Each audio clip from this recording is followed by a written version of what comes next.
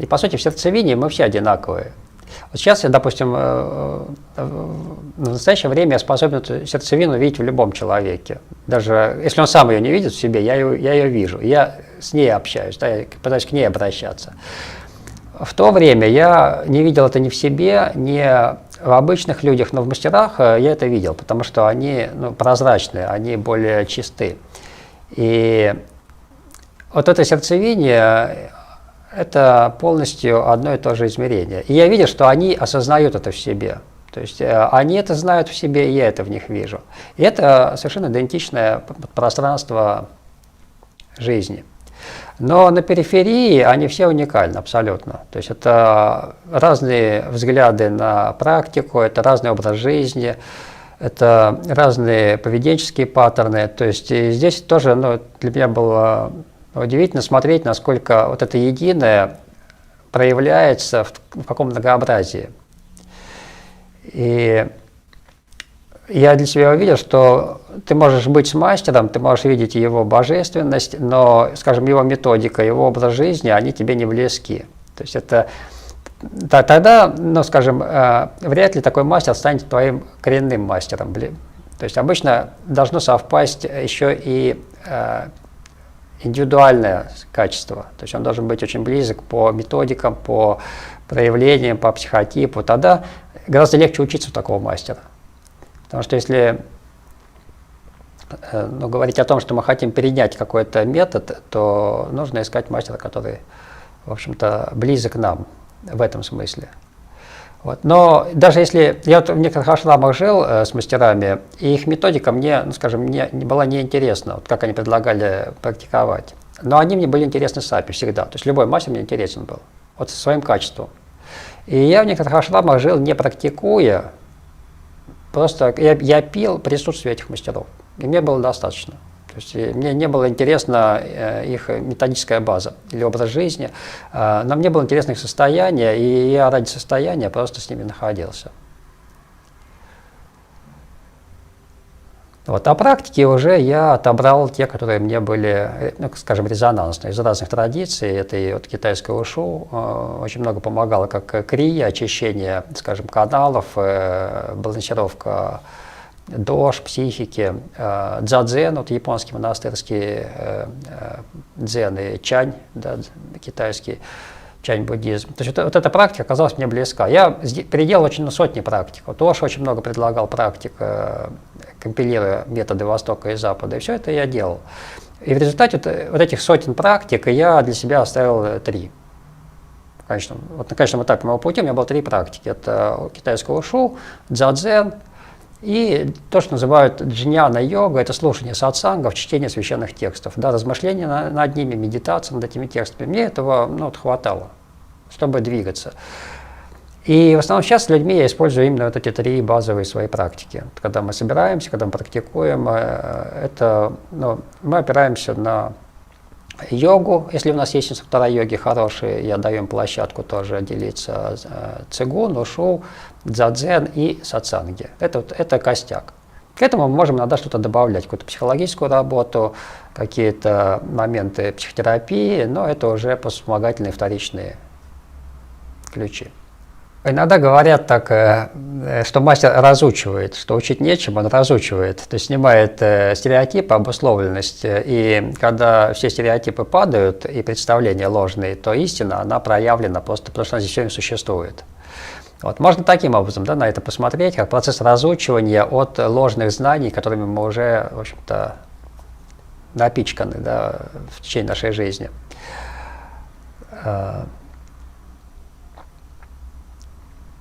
И вот интересно, все время увидел, что я часто могу по человеку видеть, есть у него живой мастер или нет. То есть с его сознанием работали именно мастера, или он сам, самоучка, условно говоря, сам по себе что-то пытается делать.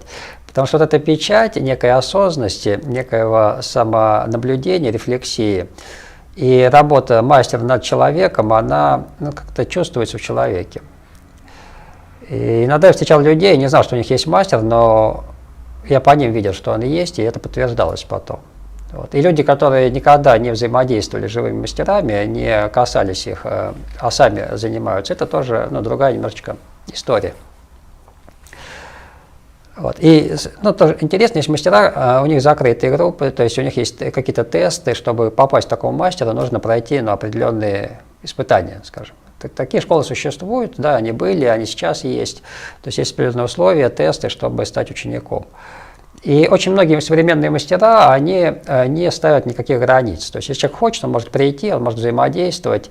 Но учеником он становится только в момент, когда вот то, что мы говорили, случилась любовь. То есть случился канал передач, по которому можно транслировать то, что за пределами слов, за пределами практик.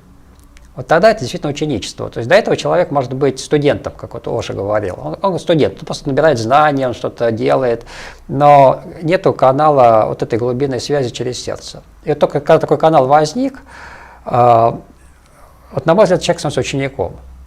Да, когда он влюбился, и вот эта влюбленность, она нужна не мастеру, она нужна человеку, чтобы через эту влюбленность в него могло перейти какое-то понимание глубинное, да, и передача. И, собственно, поскольку влюбленность нельзя сделать техникой или ритуалом, то я, когда люди ко мне приходят, говорят: Сумиран, а как стать твоим учеником? Я говорю: слушайте, у меня нет ритуала какого-то посвящения в ученики. Вы приходите, если с вами это случается, вот вы начинаете чувствовать связь сами, да, то я не могу это не создавать, не запрещать вам это делать. То есть, если случилось, вы ученик. То есть это причем может никак не проявиться, не озвучиться, просто вы это знаете, я это знаю, это больше, может быть, никто не знает. Да. То это случилось. И для меня, говорю, вот это вот, ученичество, когда вы становитесь учеником, а не какой-то некий антураж вокруг процедуры посвящения. Если душа зрелая, да, как бы, если человек практиковал в прошлых жизнях, у него есть какой-то задел, да, и если это в нем открылось самопроизвольно, такое бывает, да, то человек может начать практиковать сам. То есть это нормально. То есть книга может служить пусковым крючком. Да? То есть я прочитал книгу мастера, и она что-то во мне активизировала, вот эту способность осознавать. Какая-то ситуация может послужить, то есть все что угодно. И человек, он, условно говоря, становится на путь самопроизвольно вот из самого себя. И есть даже случаи реализации без мастера, да, как Рамана Махарши, там, Толи Экхарт. То есть они реализовались действительно без мастеров. Вот. Такие случаи просто единичны. Это как играть в лотерею, где вероятность выигрыша там, 1 к миллиону.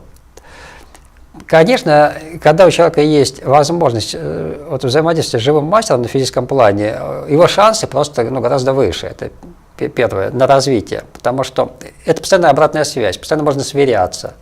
Как в любой области, неважно, что мы возьмем йогу, или там, ошу, или танец.